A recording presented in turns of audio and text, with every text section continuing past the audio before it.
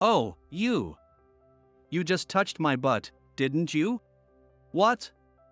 No. In the middle of the busy street, I was at a loss for words as a woman screamed at the top of her lungs.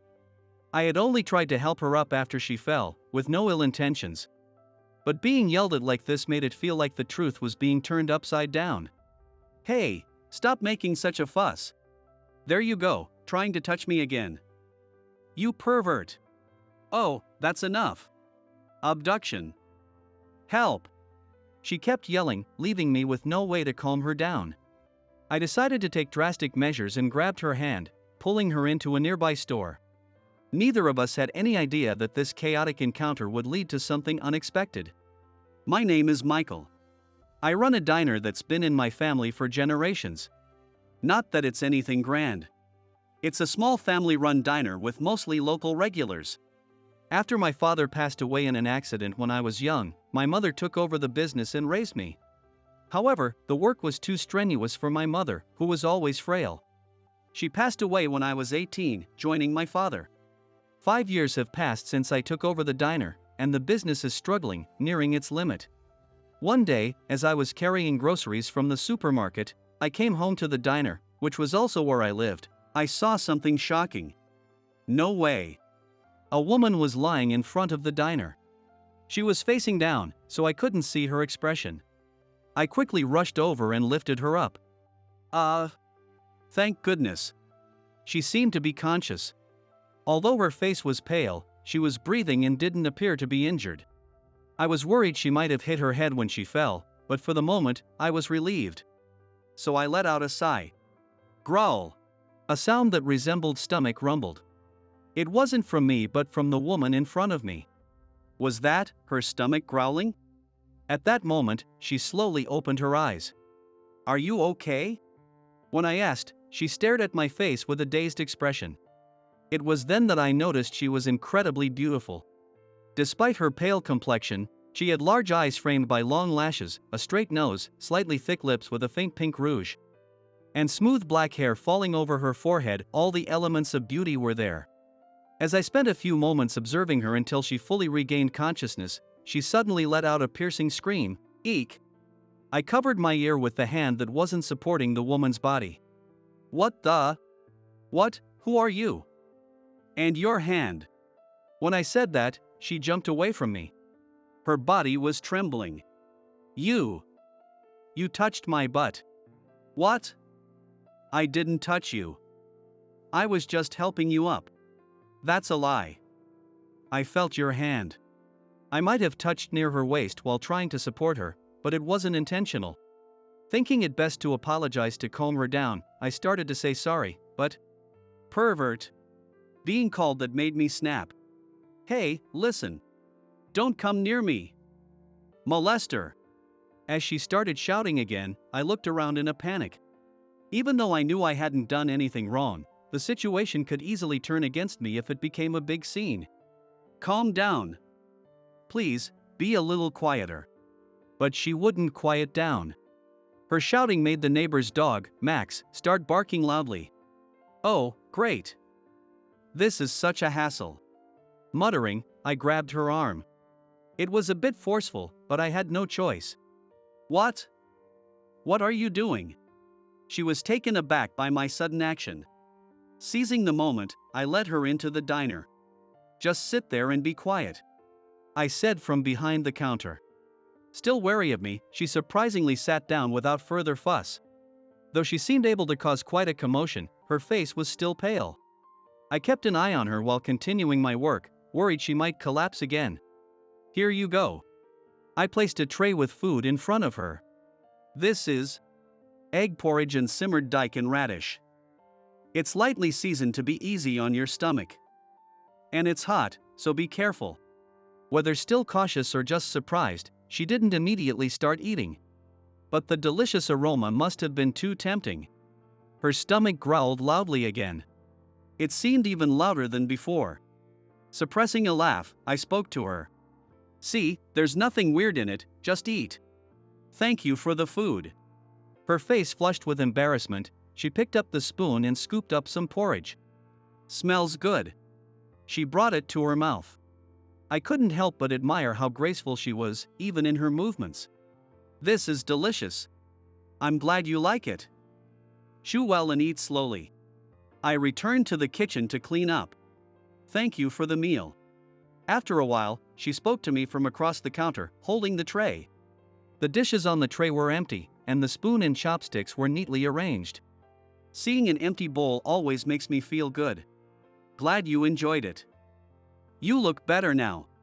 I'm sorry about earlier. I didn't mean to cause such a scene. Yeah, if that had continued, I might have been wrongly accused. She looked genuinely remorseful at my words. Thinking I might have been too harsh, I added, just kidding. I get it. Being touched by a stranger is unsettling. I should have been more careful too. I'm sorry. No, I'm the one who should apologize for jumping to conclusions. And thank you for helping me and for the delicious food. Despite finding her troublesome at first, I now felt a sense of goodwill towards her. I'm glad you liked it. I used to make it often for my late mother. I carefully calculate the salt content and everything. Oh, I see. I'm sorry. It's okay. She passed away a long time ago. At my age, I wasn't particularly sentimental about my parents' deaths, so there was no need for her to worry. It was really delicious. I haven't been eating well lately, but I couldn't stop once I started on your food. That's great to hear. Growing up in a diner, I've always been interested in cooking. My parents told me to focus on school instead of helping with the diner, but I found school boring and got more into cooking. They were exasperated with me. I was so happy to see someone enjoy my cooking that I ended up talking about my background without being asked. She listened enthusiastically, nodding along. About 10 minutes passed. Her bag started ringing with an alarm. Oh no! I lost track of time. She hurriedly grabbed her bag and returned to the counter. I'd love to hear more about your story, but I need to get back to work. She rummaged through her bag. Oh no! I forgot my wallet. She bowed deeply. I'm so sorry. I forgot my wallet and can't pay for the meal. It's fine. I didn't serve it as a restaurant meal. Besides, I'm sorry for holding you up with my stories. Good luck with work. Take care of yourself. But... She started, but then her phone rang. I gently pushed her towards the door. Go on, you'll be late. I'll definitely come back later. Thank you so much. She bowed and ran out, with her phone in hand. I figured I'd never see her again as I watched her leave. Good evening. Ha! As I was closing up, the door opened, and there she was, the woman from earlier. You actually came back? Of course, I said I would. She quickly added, looking embarrassed. Also, the food was so good, I wanted more. I'll pay this time. Could you make it again? Her stomach let out a small growl. Sorry, my stomach, just remembering the food. Seeing her clutching her stomach, face turning red, made me laugh. All right. If you liked it that much, it makes me happy as a cook. It'll be the same as my dinner, though. Yes. Please. I served her the ginger pork, miso soup with daikon, tomato salad with homemade dressing, and freshly cooked rice that I had prepared for my own dinner. Wow, it looks delicious. Enjoy it while it's hot. I sat across from her. We put our hands together. Let's dig in. I nodded to myself after taking a bite of the ginger pork. It tasted just as I expected today. When I looked at her, she was sipping the miso soup with a blissful expression. Seeing her happy face made my heart feel warm. After finishing our meal and relaxing with some post-dinner tea, she started to speak. Are you really going to close this diner? Yeah, I think it's about time. She looked a bit sad at my words and asked, so, what will you do after that? When I replied that all I had was cooking, she took out a business card. It had the name, Sakura Electronics and Chelsea written on it. Then, how about working at my company? And so, thanks to Chelsea's introduction, I began working at the employee cafeteria of Sakura Electronics. Sakura Electronics is a well-known electronics manufacturer with a large building in Tokyo. Chelsea often ate at the employee cafeteria and mentioned that the number of users had been declining recently and something needed to be done. Most of the people working there were over 60, mainly former housewives or retirees who took up cooking as a hobby. "You're the new guy, Michael, right?" "I'm Megan. Nice to meet you." On my first day, I was greeted cheerfully by Megan, the oldest and most experienced worker in the cafeteria. She looked every bit the part of a hearty mother figure, and the white apron suited her well. Megan was the main person in charge of the cafeteria. After greeting the other staff, I was given an explanation of my duties. As a newcomer, I was mainly responsible for cutting vegetables, preparing salads, and washing dishes, while Megan and the others handled the main dishes. I observed their cooking processes while doing my own tasks. "I see," I murmured and then called out to Megan. "Megan. Oh, is there something you don't understand?" Megan was holding a handful of salt in front of a simmering pot. "How many pounds of salt are you going to add?" "Pounds? Since most of the employees are younger, I use a bit more." I took out my notebook and started jotting down numbers. "The average age of the employees is this, the quantity being cooked is this, so..." Everyone, including Megan, was puzzled by my sudden actions. Ignoring their reactions, I finished my calculations and showed the notebook to Megan. "Measure this amount and add it, please." "Okay." "The scale is here, and the measuring spoons are here." Although a bit confused, Megan followed my notes and measured the salt before adding it to the pot. "Next." I continued giving Megan instructions on the amounts of ingredients and cooking times. The resulting demi-glace sauce was so good that everyone who tasted it was satisfied. "Michael, you're amazing. It's just simple calculations." "Calculations, huh? I haven't measured things like that since I was newly married. It brings back memories." Megan laughed heartily, and everyone joined in. Due to time constraints, I could only give input on the demi-glace sauce and miso soup, but after the day's service, Megan rushed over to me. It seemed the food was well received, with many compliments on the taste. "Guess we really should be doing things properly."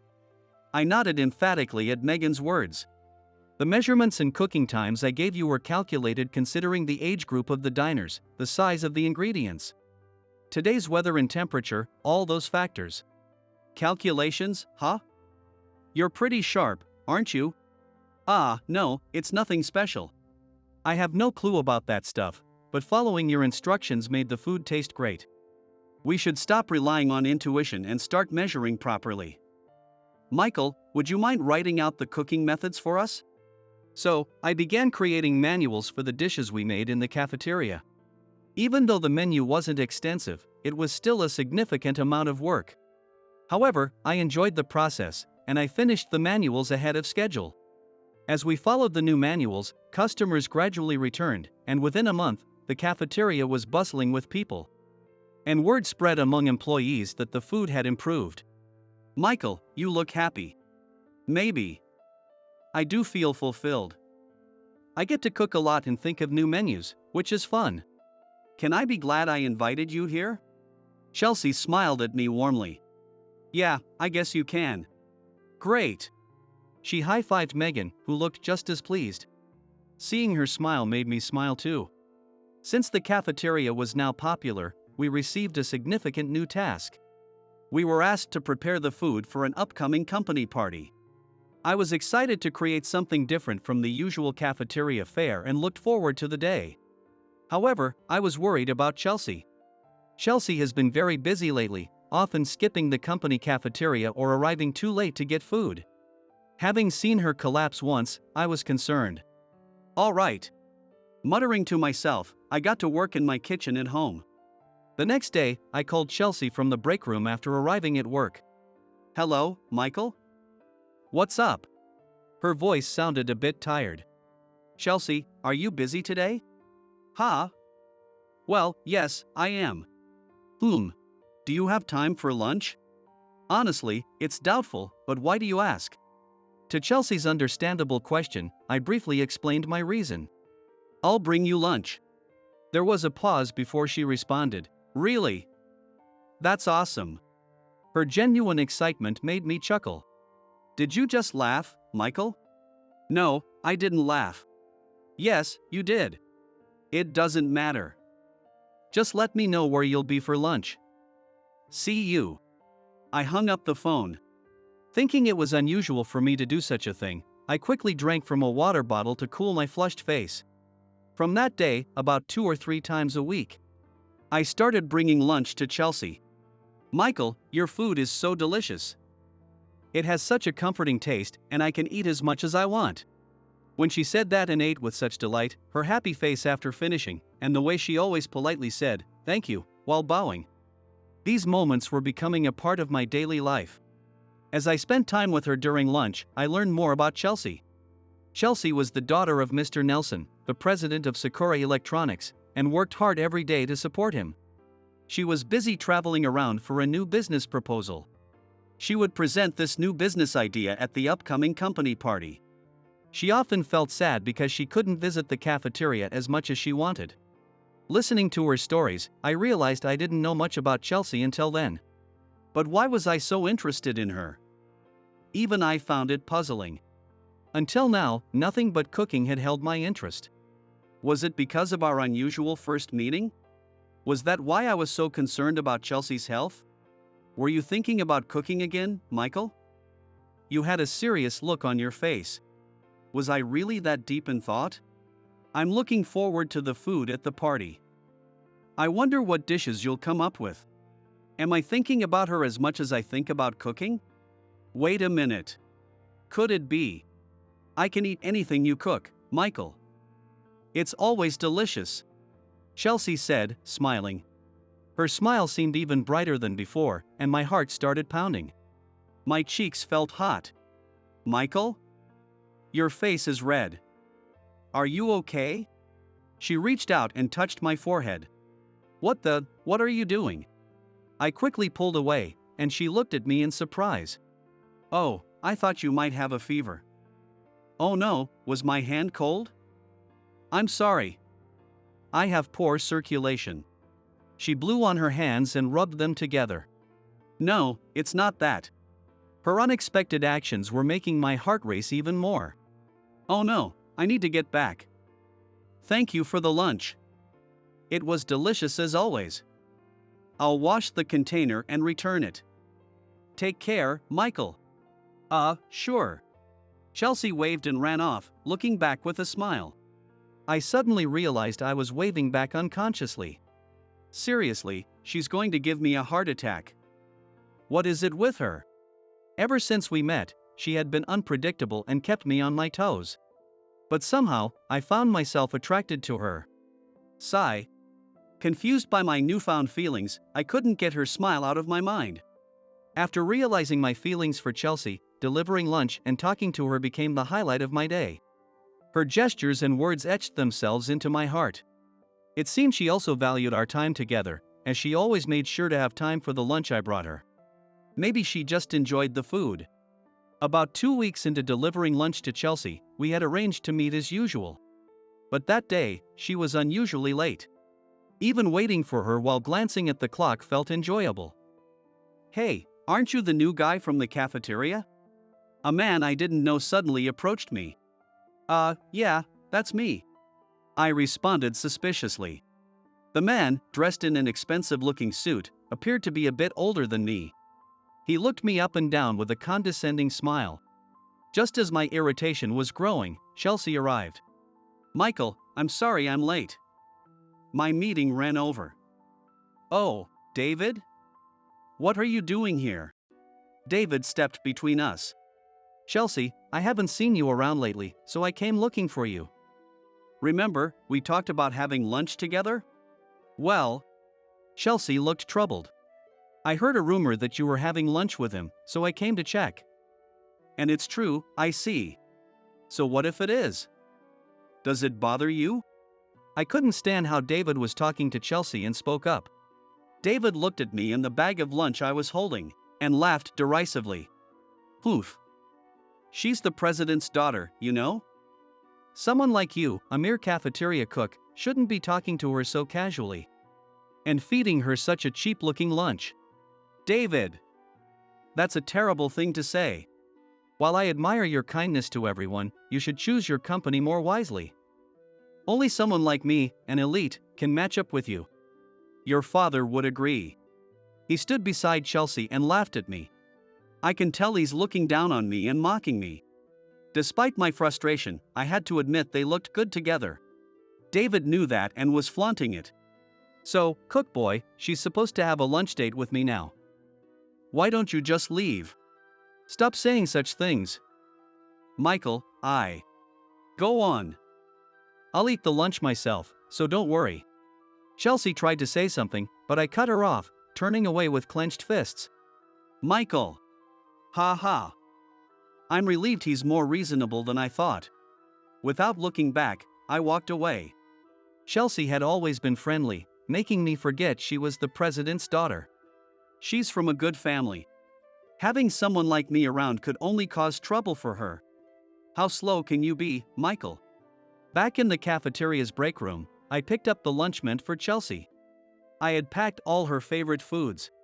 She always enjoyed them, but I took a bite of the slightly sweet tamagoyaki I'd made to her taste.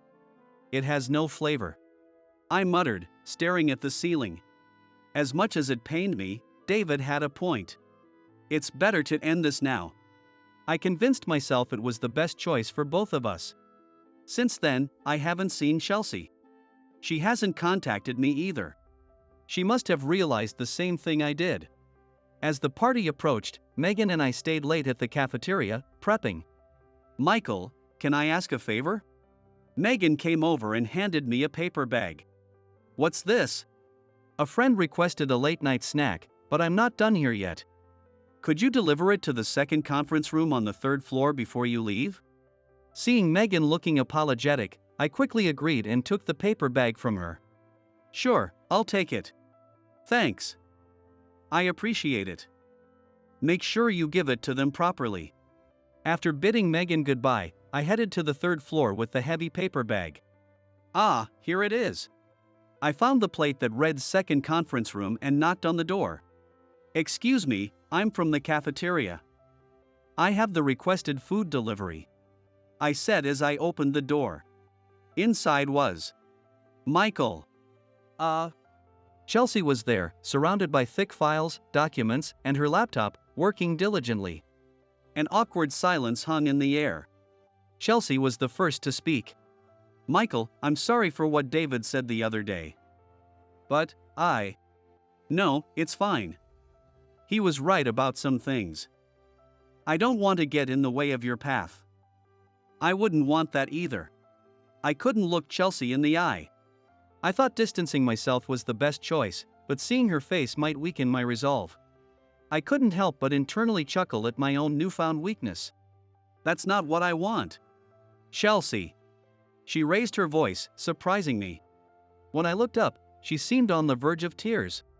Why do you assume you're getting in the way? No matter how tired I was from work, I could keep going because of the time I spent with you. Those moments were the most precious to me. Her shoulders trembled, and she buried her face in my chest. Hearing her sobs, my chest tightened painfully. I'm sorry. I didn't realize how much those moments meant to you. Michael. Chelsea lifted her head at my words. Seeing her tear-streaked cheeks and red eyes, the pain in my chest grew. I'm really sorry. I didn't mean to make you cry. No, I was taking your kindness for granted.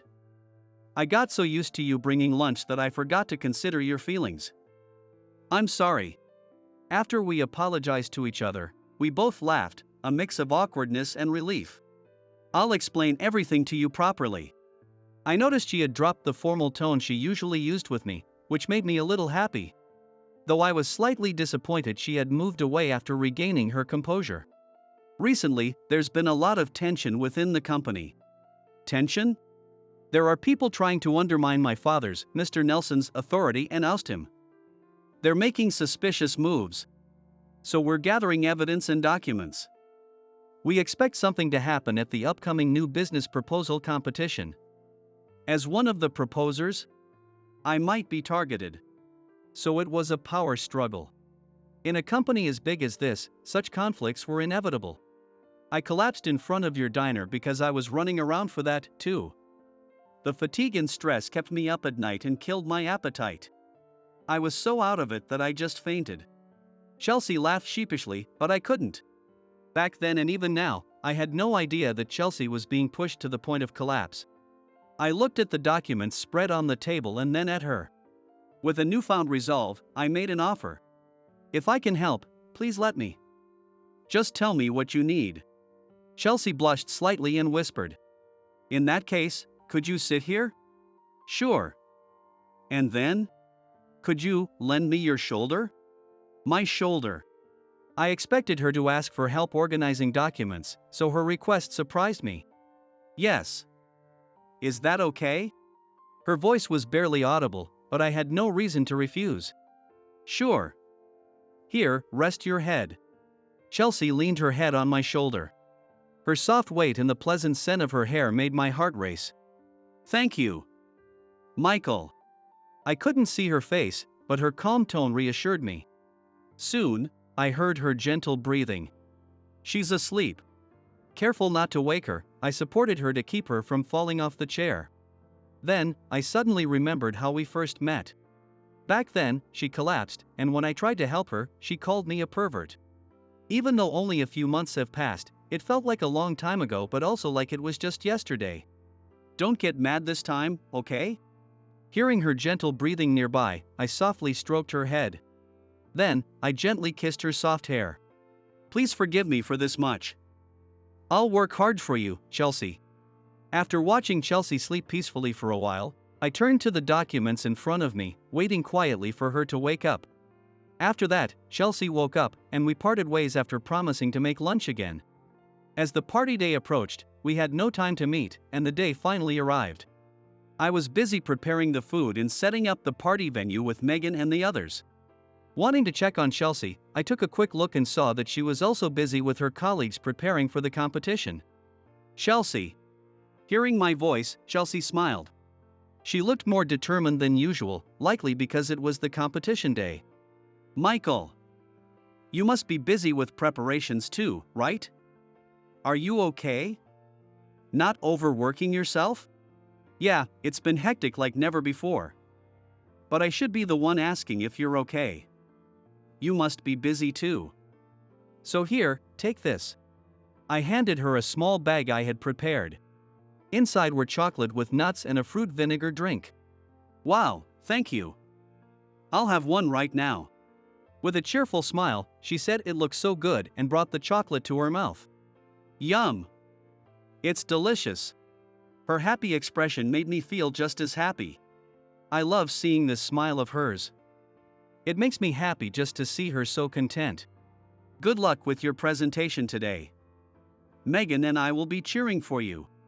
As I was about to leave, Chelsea suddenly grabbed my hand.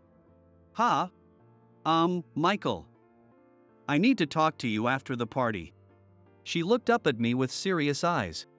Feeling the slight warmth in her gaze, my heart started to race. Will you listen? The moment she said that, she squeezed my hand tighter. Unable to look away from her, I responded shortly, okay. She seemed slightly relieved by my answer and smiled. Her cheeks and ears turned a bit red. See you later then.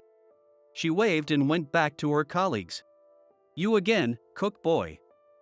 You always show up where you don't belong. David came up from behind, mocking me.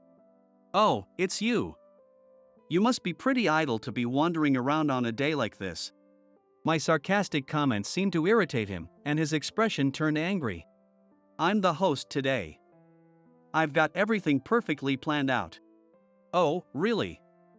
Well, I'm busy, so I'll be going. Knowing that talking to David would lead nowhere good, I decided to leave quickly. Hey! I'm proposing to Chelsea today. She'll definitely accept. Once that happens, your relationship with her is over. Too bad. But make sure to serve some great food for the party, okay? I heard his laughter from behind as he spoke. Propose. Him and Chelsea. The excitement I felt earlier was quickly replaced with unease. Trying to calm my racing heart, I hurried back to Megan and the others. Thus, the party began. It's a standing buffet party with people from various departments gathering. The company had announced that everyone from our employee cafeteria, who provided the food, should join. So I attended the party with Megan and others. Chelsea had mentioned before that some anti-president people might be planning something at this party, but so far, everything was going smoothly without any trouble. 2 presentations had finished, and next, it was Chelsea's team's turn. Now, regarding the new business proposal we are suggesting. Chelsea's voice echoed throughout the venue through the microphone. Just when I thought everything would proceed without any issues, an anomaly occurred as soon as the explanation started. Hey, isn't something off? Yeah, really. The profit explanation has a calculation error. Noticing the commotion in the venue, Chelsea stopped the presentation and started checking the materials at hand. Is there some trouble? Well, Chelsea was at a loss for words in response to David, the host's question. It looks like there are discrepancies in the numbers, possibly due to a calculation error. Just as David asked, a loud jeer came from the crowd. Hey! Are you trying to make it look like there's a profit? Did you alter the numbers to get your proposal approved? The words from someone in the crowd caused a stir in the venue. No, we did not do anything like that. Chelsea denied it from the stage. However, the jeers didn't stop.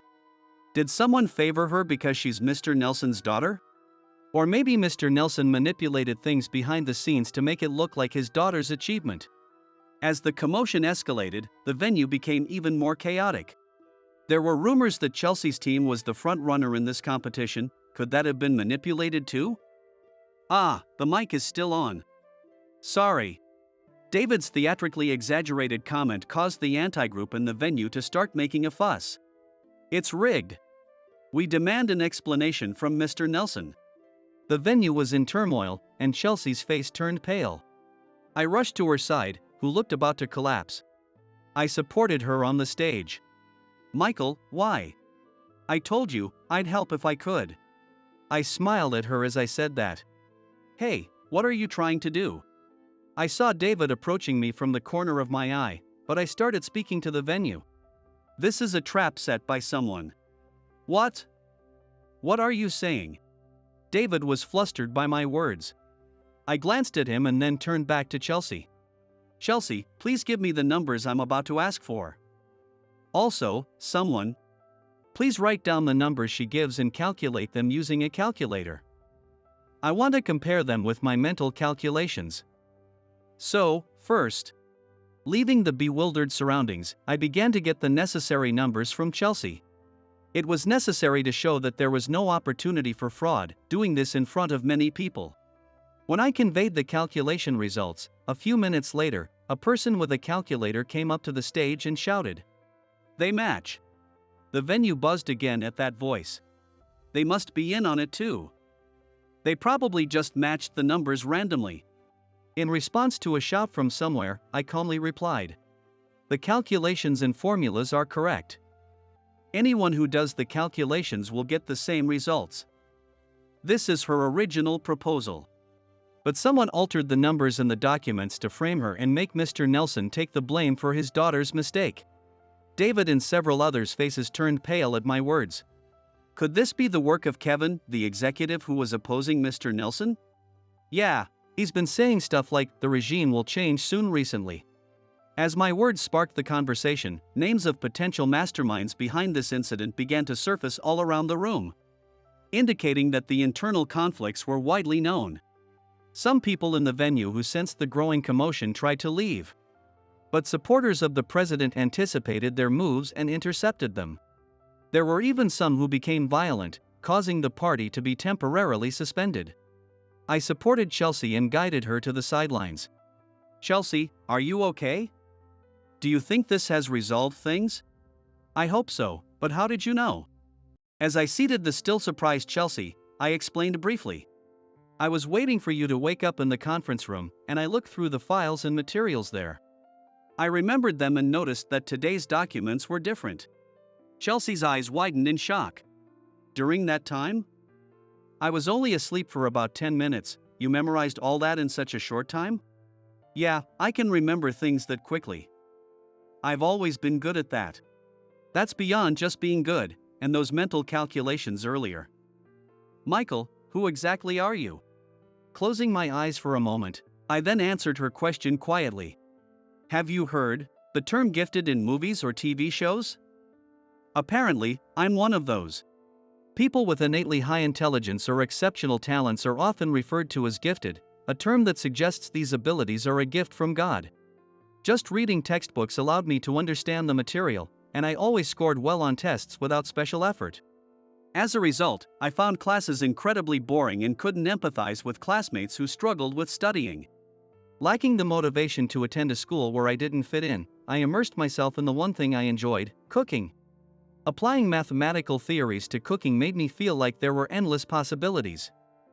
So I kept researching, but above all, I loved seeing my mom enjoy my cooking. I thought cooking was my only path since being called gifted never brought anyone joy. Chelsea listened silently to my story. But when my mom passed away and we couldn't keep the restaurant running, you offered me the job at the company cafeteria, Chelsea. It made me happy to know that there were still people who appreciated my cooking skills. And more than that, you appreciated me for who I am. You were the first person outside my family to do that. I knelt in front of Chelsea, looking up at her. At the same eye level, I gazed into her clear eyes. Because you acknowledged me, Chelsea, I gained confidence in myself. It's thanks to you that I am who I am today. Michael. Chelsea, I love you. I want to be with you always. I don't want to lose you to David or anyone else. Am I not good enough? Tears welled up in Chelsea's eyes as she shook her head. No, I'm the one who isn't sure if I'm good enough for you, Michael. But I want to be with you. I want you to stay with me. Her words made my heart swell with warmth. I couldn't help but find her blushing cheeks and ears incredibly endearing. Chelsea, you are wonderful just the way you are. I cupped her cheeks with my hands and moved closer to her face. Chelsea slowly closed her eyes, and then, there you are, Chelsea. We were startled by the sudden appearance of a figure. Dad. It was Mr. Nelson, the president of Sakura Electronics. Accompanied by a man who appeared to be his secretary, he walked towards us. His expression was stern. Chelsea, I told you to prepare thoroughly. How could you let this happen? I apologize. This is all due to my lack of foresight. Thanks to his quick thinking, we managed this time, but do you understand it could have been disastrous? Yes. Chelsea's voice grew smaller. Unable to bear it, I spoke up. Wait a moment. Chelsea did everything she could, to the point of nearly collapsing. Yes, there may have been some oversights. But the proposal her team presented was still beneficial for the company. And in the end, we thwarted the anti-president faction's plan. Besides, Michael. Chelsea, be quiet. Michael, was it? Go on, you were saying besides what? Chelsea tried to stop me, but with Mr. Nelson's earlier outburst, I was desperate to make my case, fearing she might lose her job. I'll always help Chelsea if anything happens. Absolutely, without a doubt. Mr. Nelson was silent for a while, then began to chuckle, his shoulders shaking. Ha ha ha. How reassuring. His demeanor completely changed, and he looked at Chelsea and me with a gentle smile. He then addressed me first. Michael, you've been supporting Chelsea, haven't you? I can tell your words are sincere, but the path she's on will be tough. Do you still intend to stay by her side? Yes, absolutely. I looked straight at Mr. Nelson and declared firmly. I see. As both her boss and her father, I'm grateful. Thank you. Chelsea, it seems you have a great subordinate or perhaps a partner? He smiled warmly. Dad, what are you saying? Yes. Michael, not you too. Chelsea was trying to chide Mr. Nelson for his statement, but since I agreed, she became flustered. Her cheeks turned red again, and she looked adorable. Seeing Chelsea like this made both Mr. Nelson and me laugh. A few days after the party, an internal investigation revealed that David and other employees opposing Mr. Nelson had attempted to use the incident to take over the company. That man named David was actually a relative of Kevin, who was in opposition to Mr. Nelson. He secretly approached Chelsea, Mr. Nelson's daughter, intending to use her to secure the president's position. Furthermore, he planned to use his relative, Kevin, to his advantage and then shift all the blame onto him, ultimately discarding him. Naturally, they were all dealt with, and David was fired. After the incident, I left the company cafeteria and joined Sakura Electric. Just as I had promised Mr. Nelson, I chose to stay by Chelsea's side to support her. Megan cheerfully sent me off, saying, "We'll take care of the cafeteria, don't worry." Chelsea's new business proposal was officially adopted, and a new department was established to launch it. Chelsea, her team members, and a few others, including me, were assigned to this new department. Honestly, working in a company was challenging for someone like me, who had always struggled with social interactions. But with Chelsea by my side, I could manage. Thinking about this, I remembered something I had forgotten to ask and turned to Chelsea, who was working next to me. "By the way, you said you had something to tell me after the party. What was it?" "Well, actually, I was going to confess to you then."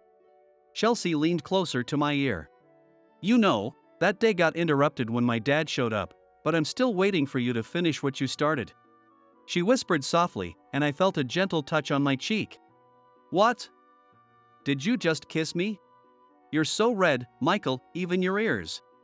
Laughing happily, Chelsea ran ahead of me, and I chased after her with a smile. I realized that I'll never win against Chelsea, who always keeps me on my toes. Well, that's okay. I discovered that being teased by the one I love can be surprisingly fun.